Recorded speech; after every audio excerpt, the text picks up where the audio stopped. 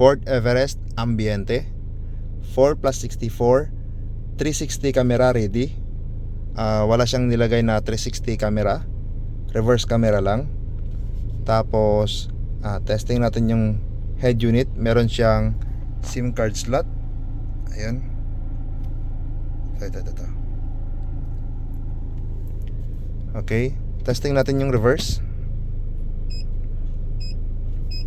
Trajectory niya working. Sensor working. Meron sasakyan sa kabila. Okay.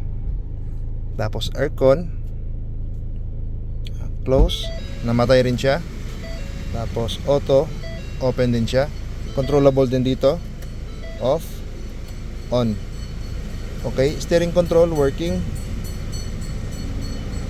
Tapos testing pa natin sa ibang radio.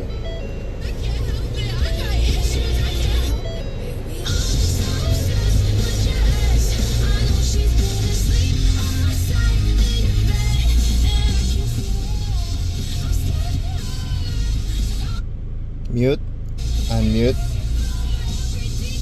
Nanay ko. So steering control working. Online voice command.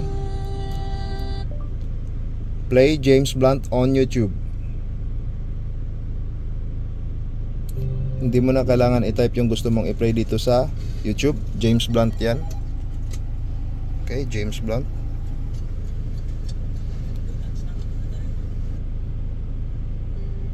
Okay. Meron din siyang offline voice command. Hindi mo na kailangan pumindot dito. Next track.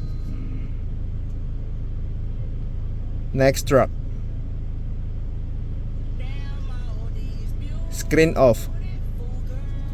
Screen on. Okay. Tapos meron din siyang ganito. Long press.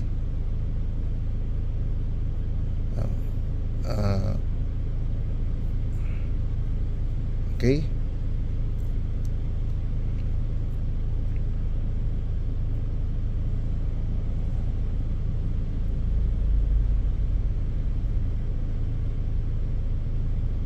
Okay. Pagtanggal, ganyan. Tapos pwede ka rin mag-command pala dito sa maps. I want to go to SM San Lazaro. The best way to get to SM City San Lazaro. Automatic na siya magbibigay ng way papuntang SM San Lazaro.